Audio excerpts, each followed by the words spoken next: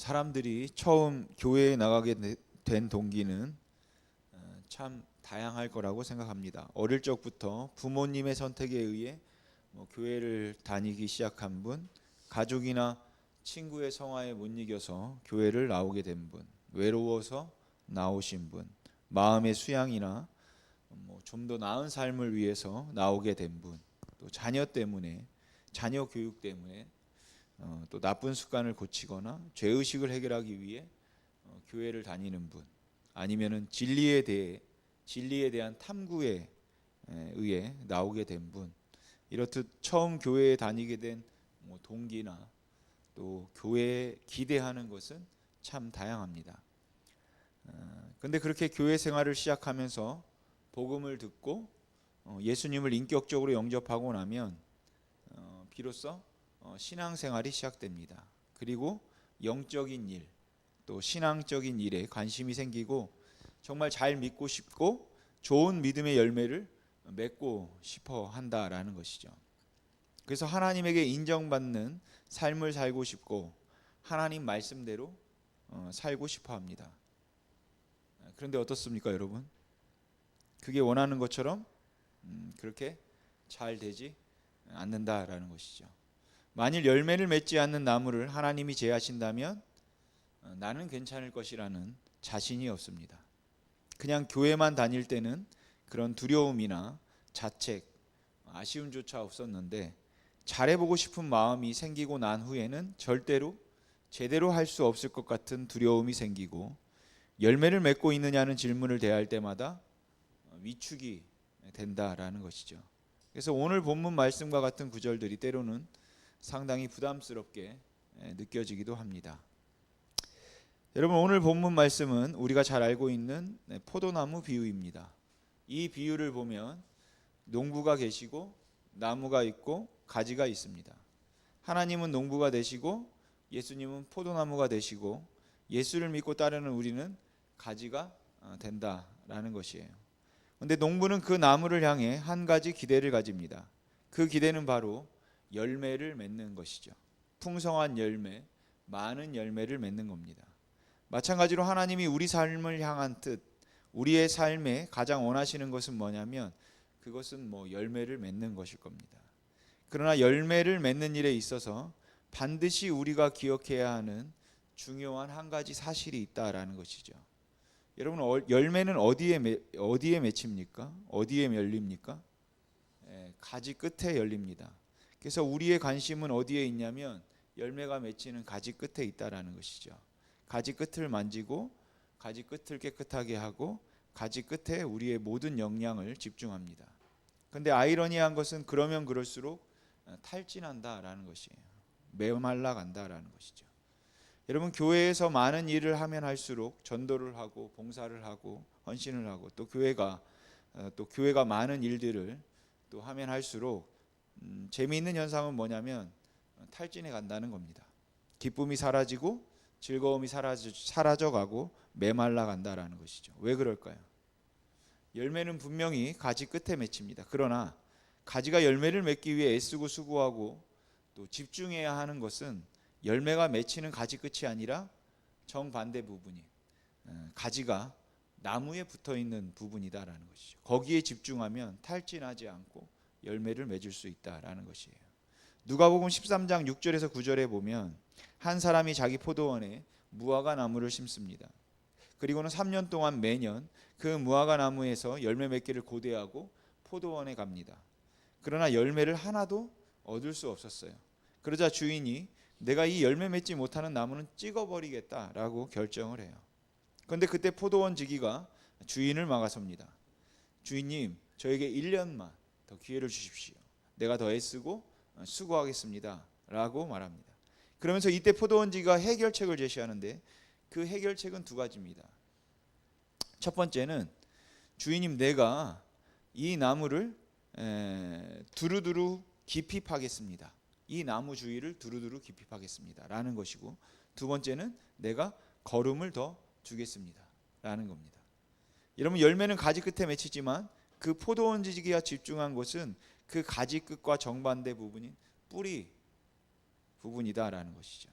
그러니까 여러분, 우리가 열매를 맺기 위해 집중해야 되는 곳은 가지 끝이 아닌 겁니다. 그 가지가 나무와 붙어 있는 부분이고 그 뿌리 부분이다. 열매는 가지에 열리지만 가지에서 결정되는 것이 아니라 뿌리에서 결정되는 것이고, 그 가지와 나무가 붙어 있는 바로 그 부분에서 결정된다라는 것이에요. 그렇기 때문에 우리가 풍성하게 더 많은 열매를 맺기 위해 집중해야 하는 것은 뭐냐면, 우리가 나무이신 예수 그리스도께 더 붙어 있는가 하는 겁니다. 그 안에 더 거하는 것이죠. 그럴수록 우리의 삶에는 풍성한 열매가 맺혀지기 시작한다라는 겁니다. 여러분, 골로새서 2장 3절을 보면 이렇게 말씀합니다. 그 안에는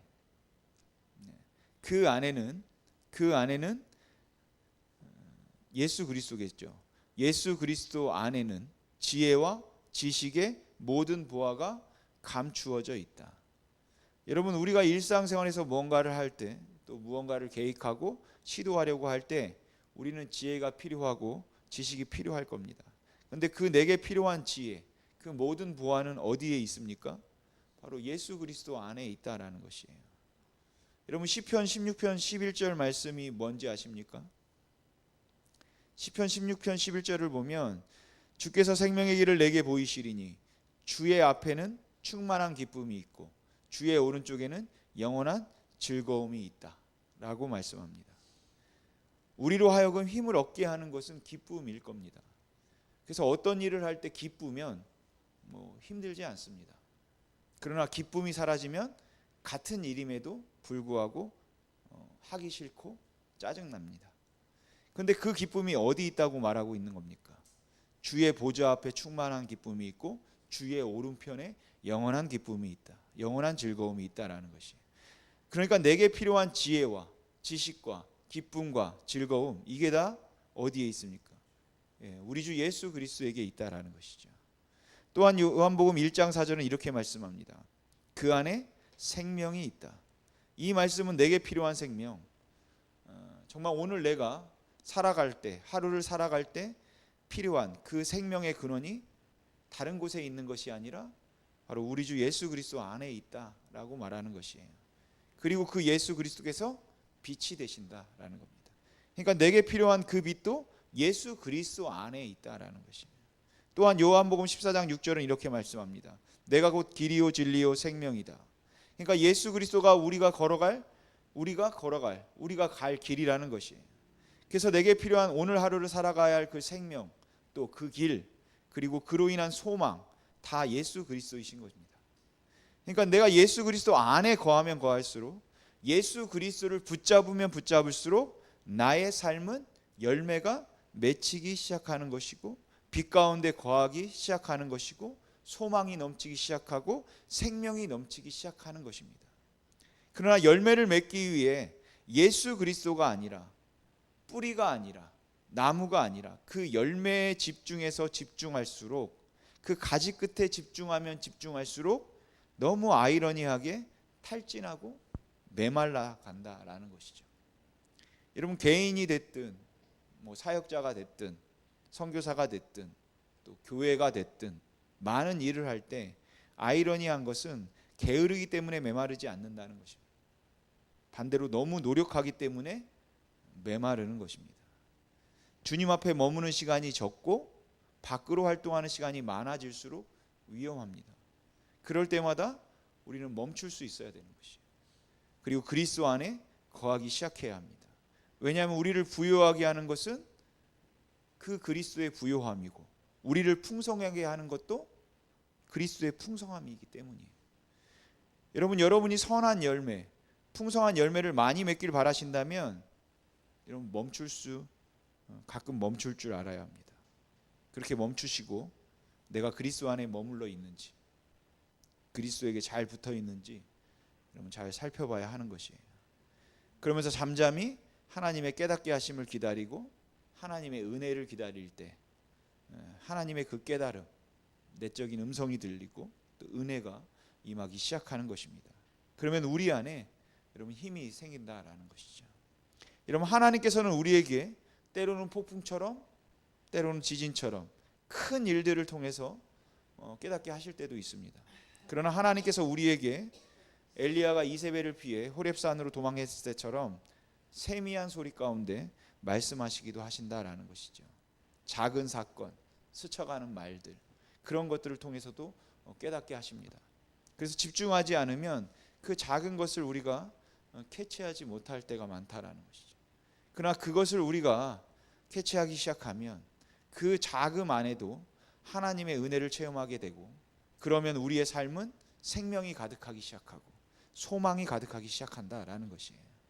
오늘 본문 1절과 5절에서 나는 포도나무다, 나는 참 포도나무다, 나는 포도나무다라고 예수님께서 두 번 말씀하시는데, 우리 한글 성경에는 없지만 영어 성경 또 헬라어 성경에는 여기에 뭐가 있냐면, 이 나는 참 포도나무다, 나는 포도나무 앞에 정관사가 있습니다. 헬라어로는 호, 영어로는 더라는 정관사가 있어요. 그러니까 예수님은 어떤 분이시냐면, 우리가 의지해야 될 수많은 나무 가운데 하나가 아니라, 우리가 의지해야 될 수많은 생명 가운데 하나가 아니라 바로 유일한 그 나무이다라는 것이에요. 여러분, 우리가 예수님을 따르고 섬기는 이유는 무엇입니까? 그분이 위대해서입니까? 그렇지 않습니다. 그분이 전능해서인가요? 그렇지 않습니다. 그분이 유일하신 하나님이기 때문에 우리는 그분을 따르고 섬기는 것입니다. 유일한 생명이시고 유일한 길이시고 유일한 소망이시고 유일한 빛이시기 때문에 그런 것이에요. 그러니까 여러분, 그분을 떠나서는 어디에서도 우리가 소망을 가질 수 없다라는 것이죠. 어떤 좋은 강의로도, 어떤 좋은 프로그램으로도 소망을 가질 수 없습니다. 왜냐하면 예수 그리스도 그분이 유일한 소망이시기 때문입니다. 여러분, 에레미야 2장 13절을 보면 하나님께서 이스라엘의 수많은 죄악에도 불구하고 딱 두 가지 죄악을, 그 죄악을 두 가지로 요약하고 계십니다. 첫 번째는 너희가 생수의 근원이 되는 나를 버렸다라는 것이, 하나님께서 생수의 근원이 되시는 자기 자신을 그의 백성에게 주셨음에도 불구하고 그 이스라엘 백성들은 그 생수의 근원이 되시는 하나님을 버렸다라는 겁니다. 그리고는 목마르다고 다른 곳을 찾아다녔어요. 두 번째는 스스로 웅덩이를 판 것입니다. 그 생수의 근원을 버리자 물을 얻을 데가 없습니다. 근데 너무 목말라요. 그래서 스스로 웅덩이를 팝니다. 그런데 그 스스로 판 웅덩이는 무엇이라고 합니까? 물을 가두지 못할 터진 웅덩이, 물을 저장하지 못할 터진 웅덩이예요. 그러니까 파면 팔수록 물은 사라집니다. 파면 팔수록 더 고갈되고 더 목마르다라는 것이죠. 여러분, 성경은 분명히 말합니다. 우리가 예수님을 따르는 이유는 그분이 위대해서, 그분이 지혜로워서, 그분이 전능해서가 아닙니다. 물론 그분은 전능하시고 위대하시죠. 그러나 그것 때문에 우리가 예수를 따르는 것이 아니라, 우리가 예수를 따르는 이유는 예수 그리스도가 유일한 마르지 않는 샘이기 때문인 것이에요. 그분이 유일한 소망이시고 유일한 생명이시기 때문입니다. 그렇기 때문에 우리가 예수 그리스도 안에서 거하면 거할수록, 예수 그리스도 안에 거하면 거할수록 우리의 삶은 마르지 않고 생명으로 가득 차고 소망으로 가득 차기 시작한다라는 것입니다. 그러니까 여러분, 다른 데서 여러분 소망을 찾지 마십시오. 그 소망은 도리어 우리를 목마르게 한다라는 겁니다. 정말 생수의 근원 되신 하나님에게 우리가 집중하면 집중할수록 우리의 삶은 생명으로, 소망으로, 마르지 않는 샘으로 가득 차기 시작하는 것입니다. 근데 오늘 본문 요한복음 15장 2절에는 굉장히 좀 무섭지만 중요한 말씀이 있는데, 제가 1절부터 해서 읽어보겠습니다. 나는 참 포도나무요 내 아버지는 농부라.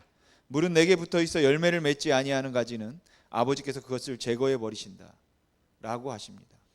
여러분, 사실 이 말씀은 위로가 되기보다는 두려운 말씀 가운데 하나이죠.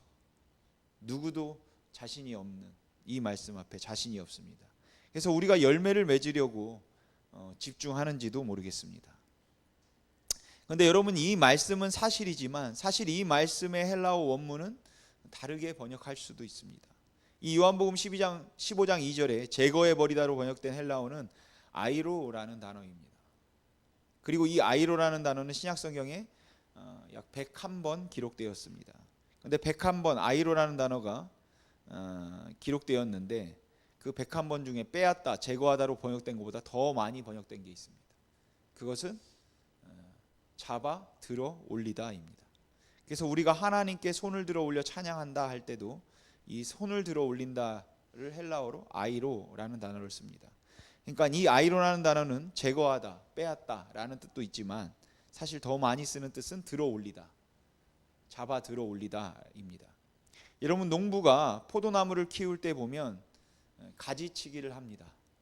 한 여러 가지 중에 몇 가지, 한 5가지 정도만 남기고 가지를 다 치죠. 그러면 남겨진 가지에 모든 영양분이 집중되어 굵고 좋은 탐스러운 열매가 맺게 됩니다. 그럼 그렇게 가지치기 했으니까 이제 농부는 열매가 열리기를 기다리기만 열매가 열리기만을 기다리면 될까요? 그렇지 않습니다. 여러분, 남아있는 가지에 영양분이 집중되긴 하겠지만 포도나무 가지는 쭉쭉 뻗어서 자라지 않죠. 꾸불꾸불하게 자라고 또 힘이 없어서, 이 고대 시대 때는 더 땅 아래에 있었습니다. 포도나무가 힘이 없어서 아래로 처진다라는 것이. 그러니까 가지치기를 당하지 않아 나무에 붙어 있다 할지라도 그 가지가 힘이 없어서 하늘을 향해 가는 것이 아니라 땅으로 처박힌다라는 것이죠. 그래서 농부가 하는 일은 뭐냐면 머리가 땅을 향해 가고 있는 그 가지를 붙잡아서 들어 올려 나무에 묶어주는 일을 하는 거예요. 보조나무에. 그리고 그때 쓰는 단어가 아이로입니다. 여러분, 가지가 땅에 처박히면 어떻게 되겠습니까? 땅에 있는 그 수분들 그리고 세균들이 가지로 스며들어서 그 가지가 썩습니다. 그래서 농부가 하는 일은 매일 나와서 땅을 향해 자기 머리를 쳐박는 나뭇가지를 붙잡아 하늘로 들어 올려 묶어주는 일을 한다라는 것이죠. 그런데 한 번 나뭇가지를 들어 올려서 묶었는데도 불구하고 그 가지는 다시 또 아래로 향한다라는 거예요. 또 내려간다라는 거예요. 또 머리를 땅을 향해 쳐박습니다. 그러면 그 다음날 농부가 와서 그 자꾸 땅으로 쳐박는 가지를 또 잡아서 또 들어 올려서 또 묶습니다. 그 다음날 와서 또 언제까지 할까요? 열매 맺을 때까지 하는 것이죠. 그러니까 사실 이 2절은 두려운 말씀이기도 하지만 꼭 그렇지만은 않다라는 겁니다. 여러분, 우리의 삶은 어쩌면 이 포도나무 가지와 같습니다. 제 삶도, 여러분의 삶도 그러겠지만 제 삶도 조금만 방심하면 죄를 향해 달려갑니다. 제 마음도 얼마나 죄를 좋아하는지 모릅니다. 또한 얼마나 연약한지 모릅니다. 그리고 이게 죄인 줄 알지만 막을 힘이 나에게 없다라는 것을 알면 더 절망스럽습니다. 그래서 하나님이 하신 일이 뭔지 아십니까? 우리의 삶에 열매를 맺도록 하기 위해서 늘 죄를 향해 머리를 쳐박는 그 달려가는 나를 막아주시고 잡아서 다시 하늘을 볼 수 있도록, 바라볼 수 있도록 은혜를 주신다라는 것이죠. 그런데 여러분, 한번 그렇게 해주셨으면 정신 차려야 되지 않겠습니까? 그렇지 않죠. 정신을 못 차립니다. 저는 또 죄를 향해 갑니다. 그러면 그 다음날 예수님이 또 나를 붙잡아 주세요. 다시 들어 올려주시고, 그러면 이제 정신을 차려야 되겠지만 그렇지 못하죠. 또 죄를 향해 가면, 그럼 또 내 주 예수 그리스도께서 나에게 다시 한번 은혜를 부어주셔서 나를 붙잡아 주신다라는 거예요. 여러분, 가지가 열매를 맺는 것 같지만 사실은 농부의 열심이 우리로 하여금 열매를 맺도록 하는 것입니다. 농부이신 하나님이 우리를 절대 포기하지 않으신다라는 것이에요. 그러니까 여러분들도 포기하지 마시고 계속해서 예수 그리스도 안에 거하시기 소망합니다. 하나님, 저는 포도나무 가지 같습니다. 왜 저는 자꾸 제 머리를 땅에 쳐박는지 모르겠습니다. 그 땅에 쳐박으면 정말 세균이 들어오고 그 습기 때문에 썩고 병들고, 하나님, 내 가지가 말라질 텐데도 불구하고 그것을 알면서도 왜 자꾸 내 마음이 그리로 향하는지 모르겠습니다. 하나님, 그럴 때마다 이 요한복음 15장 2절에 있는 말씀처럼 나를 붙잡아 들어올려 주십시오. 하나님, 나를 포기하지 말아 주십시오. 여러분, 주께서 분명 이런 은혜를 우리에게 주실 줄 믿습니다. 또 하나, 이 포도나무 비유 가운데 중요한 사실은 열매입니다. 여러분, 농부이신 하나님은 열매를 원한다고 말씀하시는데 이 포도나무 열매는 뭔가요? 포도송이입니다. 여러분, 수박이 아니에요. 하나님께서 우리에게 원하시는 것은 아주 커다란 사역에 한 번에 큰 열매가 아닌 것이다라는 것이죠. 거대한 성공이 아니라는 겁니다. 여러분, 포도송이 작은 알갱이 하나하나니 모여서 포도송이는 전체 송이 열매가 됩니다. 그러니까 매일매일 우리의 하루의 그 삶, 그 삶에서 하나님의 말씀에 대한 사랑과 순종, 어떨 때는 그 순종이 정말 눈에 보이지도 않을 만큼 너무 작습니다. 그래서 이게 무슨 열매가 될까, 순종이 될까라고 무시할 법한 그것도 결국 모여서 뭐가 된다는 것입니까? 탐스러운 한 송이가 되는 것입니다. 여러분, 하나님께서 커다란 한 번의 성공을 하나님께, 여러분, 한 번에 뭔가 대단한 것을 이루려고, 그 성공을 드리려고 애쓰지 마십시오. 농부이신 하나님이 우리의 삶에 원하는 것은 그런 것이 아닙니다. 하루하루의 그 송이알 같은 하루하루의 작은 순종임을 여러분 기억하시기 바랍니다. 앞에서도 말씀드렸지만 살아계신 하나님께서는 세미한 소리 가운데 우리에게 깨닫게 하십니다. 무시할 법한 그 작은 소리, 이것이 하나님의 뜻인가 아닌가라고 집중해서 우리가 생각하지 않으면 무시하고 지나칠 정도로 우리를 깨닫게 하신다라는 것이죠. 예전에 제가 어렸을 때 저수지 같은 곳에서 밤을 새면서 낚시를 할 때가 있었습니다. 그때 정말 바람도 안 불고 비도 안 오고 그러면은 정말 조용합니다, 새벽에. 그래서 같이 간 사람들이 한 1-20m 떨어져 있어도 조그맣게 말해도 다 들립니다. 또 그 조용한 저수지에 돌이라도 하나 던지면 그 퐁당하는 소리뿐만 아니라 물결이 퍼지는 소리도 들려요. 근데 비가 올 때도 가봤습니다. 비가 올 때도. 그때는 그런 작은 소리를 들을 수 있을까요? 큰 돌을 던져도 안 들릴 겁니다. 마찬가지입니다, 여러분. 하나님의 깨달음이 그렇게 세미하게 오기 때문에 그 우리 주위에 있는 수많은 소리들, 어떤 수많은 것들이 하나님의 뜻인지 깨달음인지 그것들이 분간하지 못하게 한다는 것이죠. 그렇기 때문에 우리가 하나님의 뜻을 분간하기 위해서는, 그 깨달음을 캐치하기 위해서는 그 수많은 다른 소리들을 잠재울 필요가 있다라는 것입니다. 염려, 불안, 걱정, 나의 욕심, 또 내 계획들, 그 모든 것들을 여러분 다 내려놓고 우리가 잠잠히 주의 뜻을 알기 위해 집중하기 시작할 때, 여러분, 그 살아계신 하나님의 내적인 음성이 말씀으로 우리에게 깨달아지기 시작한다라는 겁니다. 그리고 그럴 때 하나님, 내가 이 말씀에 순종합니다라고 그 하루하루의 삶에서 여러분의 순종을 보이시기 바랍니다.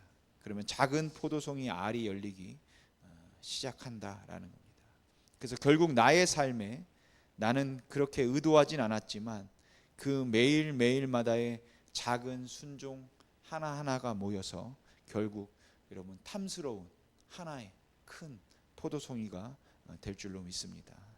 여러분, 바로 이런 삶이 하나님께서 요한복음 오늘 15장에서 말씀하시는, 우리에게 말씀하시는 것이고 또 기대하시는 것이고 하나님께서 우리에게 소원하시는 것입니다. 여러분, 열매는 가지에 맺힙니다. 그러나 가지에 집중하면, 가지 끝에 집중하면 메마릅니다. 탈진해요. 비록 열매는 가지 끝에 열린다 할지라도 우리가 집중해야 되는 곳은 그 가지가 나무와 붙어 있는 곳입니다. 우리가 항상 집중해야 되고 항상 신경 써야 되는 것은 내가 예수 그리스도 안에 거하고 있는가, 붙어 있는가 하는 겁니다. 그리고 여러분, 예수님께서 말씀하십니다. 내가 참 포도나무다. 내가 그 포도나무다. 그 포도나무 앞에는 정관사가 붙어 있다라는 것이죠. 그러니까 우리 예수님께서 우리의 유일한 소망이시며 유일한 생명이시며 유일한 빛이시며 유일한 내가 의지해야 할 유일한 여러분 생수의 근원이 되신다라는 것을 여러분 믿으시기 바랍니다. 그래서 우리가 그분을 의지할 때 그분 안에 있는 풍성함이 여러분 나를 풍성하게 하는 것이, 그분 안에 있는 부요함이 나를 부요하게 하는 것입니다. 우리 모두 그러한 삶 가운데로 나아가기를 주님의 이름으로 소망합니다. 우리 같이 찬양 한 곡 부르고 같이 기도했으면 좋겠습니다.